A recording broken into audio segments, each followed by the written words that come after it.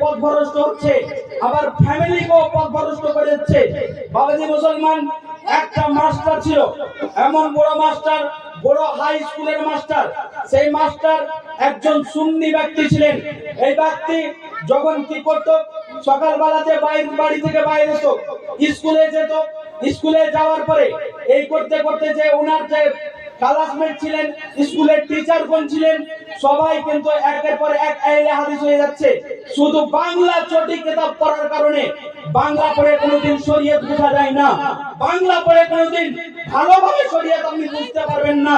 হে বিশ্বের মুসলমান, শরীয়ত বোঝার জন্য একজন আলিমে দ্বীন, একজন মুফতিয়ারে কেরাম 12 বছর, 14 বছর, 15 বছর ধরে মাদ্রাসাতে পা হাতে ভুট্টা ফেলে দেয়, এমন পা হাতে ছানা পড়ে যায়, তারপরেও ভালোভাবে শরীয়ত বুঝতে পারে না। আজকালকার আমাদের ছেলেরা ফেসবুকে যে বলে নামাজ কি করে পড়বো, ফেসবুকে যে বলে দোয়া করা বিদআত না শিরক না ভালো, এই তো মোবাইলের ফতোয়া বাবু চলে না। আজকালকার জামানাতে আপনি ফতোয়া দেখতে যাবেন তো আপনি উলামায়ে কেরামের ফতোয়া দেখেন, মোবাইলে দেখেন, না দেখার না। কিন্তু যেই মৌলবীরা ভুলভাল বক্তব্য দেয়, তোমাদের ঈমান নষ্ট করতে পারে, সেই মৌলবীদের বক্তব্য শুনিয়েন না। কেননা বিশ্বের মুসলমান, সেই মাস্টার দীর্ঘদিন ধরে, তার বাবা সুন্নি, তার দাদা সুন্নি, সবাই সুন্নি। যখন সেই মাস্টার দীর্ঘদিন ধরে এখানে চাকরি করতে থাকলো, চাকরি করার পরে একদিন জোহরের নামাজ বাড়িতে পড়ছে, নাভির নিচে হাত বেঁধে, আর ফজরের নামাজ পড়ছে বুকের উপরে হাত বেঁধে। হে বিশ্বের মুসলমান, সেই ব্যক্তিকে অন্য কেউ পথভ্রষ্ট করেনি, সেই এই মোবাইলে পথভ্রষ্ট করে তার নাভির নিচের হাতকে উপরে করে দিয়েছে।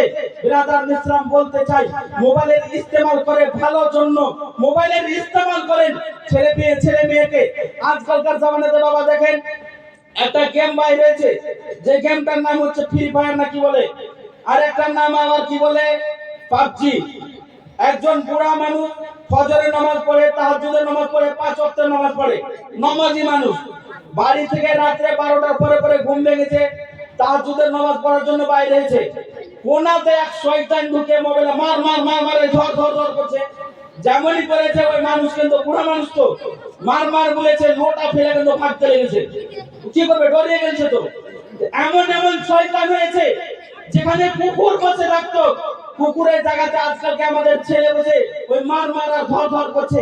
ব্রাদার ইসলাম, নিজের পরিবারকে সঠিক পথে নিয়ে যান, সঠিক পথে নিয়ে যাওয়ার চেষ্টা করুন। নিজের আত্মীয় স্বজন জন্য দোয়া করুন। ব্রাদার ইসলাম, নিজের আত্মীয় স্বজনের জন্য দোয়া করুন। নিজের ছেলেকে কিভাবে ঠিক করবেন, ঠিক করার জন্য কারণটা কি? আপনার বাচ্চাকে, আপনার মেয়েকে প্রফেসর বানান, আমার কোনো আপত্তি নাই। আরো উলামায়ে কেরাম, যত উলামায়ে কেরাম আছে, শরীয়তের বিধানে এখানে কোথাও লেখা নাই নিজের ছেলেকে আপনি প্রফেসর বানায়েন না, নিজের ছেলেকে ডক্টর বানায়েন না, নিজের ছেলেকে ইঞ্জিনিয়ার বানায়েন না। সব কিছু লেখা আছে, কিন্তু তার সাথে সাথে বিশ্বের মুসলমান, আপনি ছেলেকে কোরআনের তালিম দিয়ে দেন, কোরআনের হুকুম শিখিয়ে দেন। যখন একটা ছেলের ভিতরে কোরআনের বিদ্যা থাকবে, আমার ঈমান বলে, সেই ছেলে কোনদিন যে দারুর হাতটাতে যে দারু পান করতে পারে না, কোনদিন ভাটটাতে যে জুয়া খেলতে পারে না।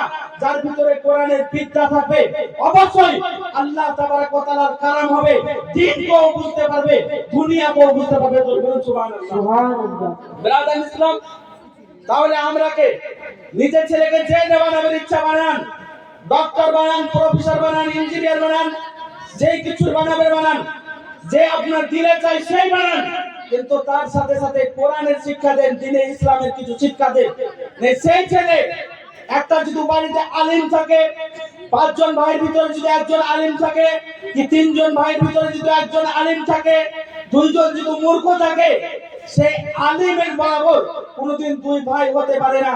কেননা আপনার থেকে সামাজিক জ্ঞানে আপনি হয় না হয় বেশি বুঝতে পারেন, কিন্তু আর বাকি যেগুলো সব দিক থেকে একজন আলিম মূর্খদের থেকে বেশি বুঝে। বলেন সুবহানাল্লাহ।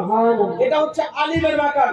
বিশ্বের মুসলমান, ঈসা আলাইহিস সালাম, আজকালকার জামানাতে ইউটিউবে যাবেন, সার্চ করে নেবেন 40 করা কি, তাহাল্লুম করা কি, তারা বলবে বিদআত। বাটারা বিদআতের মানেই জান না, এমন শুধু বিদআত বিদআত বিদআত আর শিরক, এমন হয়ে গেছে মূর্খ ছেলেগুলোও বলে বাপ কালীনে মসজিদ মাদ্রাসা কিন্তু চৌকাট নেমেনি, মসজিদের সিঁড়িতে চাপেনি। সেই ছেলেগুলো বলে এই কোথায় গেছিলি রে? একটা সুন্নি জগতের ছেলে বলে মাজার গেছিলাম। তোরা বিদাত করতে গেছিলি, এই ধরনের কথা বলে। কিন্তু বিশ্বের মুসলমান ছেলেরা পথভ্রষ্ট হয়ে যাচ্ছে। এই ইসালের স্বভাবটা করা কি? কোরআনে মুকাদ্দাস থেকে কি কিছু দলিল আছে? হাদিসে পাক থেকে কি কিছু দলিল আছে যে এই ইসালের স্বভাব করা যাবে কি যাবে না, তাহাল্লুম করা যাবে কি যাবে না, তার ব্যাপারে কিছু দলিল আছে কি নাই? আমরা প্রথম কোরআনকে দেখবো, কোরআনকে ঘাঁটবো, কোরআনের উপরে রিসার্চ করব। কোরআন কি বলে? সূরাতুল আনামের ভিতরে একখানে আয়াত আছে, সেই আয়াতে মহান রব্বুল আলামিন আল্লাহ নবীকে জানিয়ে দিয়েছেন, হে নবী, হে আমার রাসূল, আপনি আমার বান্দা বান্দীকে জানিয়ে দেন, আপনার উম্মত উম্মতিকে বলে দেন যে হে আমার উম্মত উম্মতিরা, যেই খাবারে যেই জিনিসে আল্লাহর নাম পাঠ করানো হয় সেই জিনিসটা খাওয়াতে কোনো অসুবিধা না, সেটা খাওয়া হচ্ছে তাই বলুন সুবহানাল্লাহ। কোরআনে বলছে যে যেখানে আল্লাহর নাম পাঠ করে কিছু খাবারে যদি আল্লাহর নাম পাঠ করা হয় সেখানে খাও। আমরা 40 করি, তাহাল্লুম করি, সেখানে তো আমরা কোনো রামের নাম নিই না, অন্য কোনো ভগবানের নাম নিই না, অন্য কোনো বাপের তারিফ করি না। আমরা সেখানে কি করি? আল্লাহর বাণীকে পেশ করি, আর কোরআনের টুকরো পড়ি, পড়ার পরে আমরা দোয়া করি। সেই আয়াত থেকে বোঝা যাচ্ছে যে যেই খাবারের উপরে ফাতিহা করা যায় সেই খাওয়াটা খাওয়া অবৈধ নয়, খাওয়া হচ্ছে জায়েজ। বলুন সুবহানাল্লাহ। ব্রাদার ইসলাম, তারপরে আগে বলুন, সাহি সিত্তার হাদিসের কিতাবের ভিতরে একখানি কিতাব আছে, যেখানে কিতাবের নাম হচ্ছে আবু দাউদ শরীফ। আবু দাউদ শরীফের ভিতরে অনেক হাদিস আছে, কিন্তু একখানে হাদিস আছে যে হাদিস হযরতে আব্দুল্লাহ ইবনে আব্বাস রাদিয়াল্লাহু তাআলা আনহু বর্ণনা করছেন। তিনি কি বলছেন? যে আল্লাহর নবীর দরবারে একজন সাহাবী আসলেন, একজন মানুষ আসলেন, একজন শাখস আসলেন। আসার পরে জিজ্ঞাসা করছেন, ইয়া রাসূলুল্লাহ, ইয়া হাবিবাল্লাহ, ওয়াফিদাকা আবি উম্মি, আপনার কদম মোবারকে আমার মা বাবা কুরবান হয়ে যাক। ইয়া রাসূলুল্লাহ, ইয়া হাবিবাল্লাহ, আমি বলতে চাই আমার মা ইন্তেকাল করেছে, নবী গো, আমার মায়ের নামে যদি আমি কিছু সাদকা করি, আমার মায়ের নামে যদি আমি কিছু সাদকা করি, সেই করাটা ঠিক হবে কি ঠিক হবে না? আল্লাহর নবী বললেন অসুবিধা নাই। জোরে বলুন সুবহানাল্লাহ। আল্লাহর নবী বলছেন কোনো অসুবিধা নাই, তুমি সাদকা করতে পারো। ব্রাদার ইসলাম, সঙ্গে সঙ্গে সেই ব্যক্তি আল্লাহর নবীকে গওয়া বানিয়ে, আল্লাহর নবীকে সাক্ষী বানিয়ে বলছেন, ইয়া রাসূলুল্লাহ, ইয়া হাবিবাল্লাহ, আপনি সাক্ষী থাকুন, আমার একটি বাগকে, আমার একটি খেজুরের বাগানকে আমি আমার মায়ের নামে সাদকা করে দিলাম। জোরে বলুন সুবহানাল্লাহ। যতদিন ওই খেজুরের বাগানে খেজুর মানুষ খেতে থাকবে, মানুষ খেজুর খাবে দুনিয়াতে, আর তার স্বভাব মিলবে ওই ব্যক্তির মায়ের কবরে। জোরে বলুন সুবহানাল্লাহ। তাহলে ব্রাদার ইসলাম, হাদিসে মোবারকে থেকে আমরা বুঝতে পারলাম যে কোন জিনিস সাদকা করা এবং মৃত্যু ব্যক্তির নামে দান করা সেটা হচ্ছে বৈধ, অবৈধ না, এটা বিদআত না, এটা হচ্ছে জায়েজ।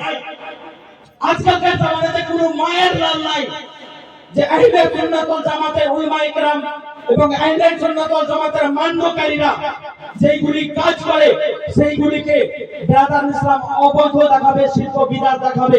বিশ্বের মুসলমান শুধু বলতে থাকে। ব্রাদার ইসলাম, বলার তো অনেক কিছু আছে, কিন্তু ব্রাদার নিজের জিন্দেগি কি, আমাদের জিন্দেগি যেটা সেটাতে পরিবর্তন হন। ব্রাদার ইসলাম, পবিত্র কালামুল্লাহ থেকে আমি একখানা টুকরা পেশ করেছিলাম, আয়াত আপনাদের সম্মুখে তুলে ধরেছিলাম। সেই টুকরোটা হচ্ছে, কুল্লু নাফসিন যায়কাতুল মউত, হর নফস কো মউত কি মজা চাখনা है। যার ভিতরে আত্মা আছে সবাইকে এক না একদিন মরতে হবে। আজকে আমার খালা গেছে, আজকে আমার দাদার আম্মা দুনিয়া ছেড়ে চলে গেছে, আমার বোনেরা কান্না করতে আছে, তার ছেলে কান্না করতে আছে, বাড়িতে তার বউ কান্না করতে আছে, তার আত্মীয় স্বজন কান্না করতে আছে, কিন্তু সেই মুস্কুটি মেরে হেসে হেসে বলে, আমাকে যেখানে আসার সেখানে আমি চলে এসেছি, তোমরা কান্না করিও না, আমার জন্য দোয়া করো। জোরে বলুন সুবহানাল্লাহ। ব্রাদার ইসলাম, তারপরে বলতে চাচ্ছি বলেছিলাম যে আমরা যে মরি, আমাদের ভাষাতে একটা ভাষা মরে গেল। আজকে আমার মা মারা গেছে, আমার মা মরে গেছে, বাবা মরবে, দাদা মরবে, দাদা মারা গেছে, মরে গেল। এটা হচ্ছে আমাদের মাতৃভাষা, এটা হচ্ছে আমাদের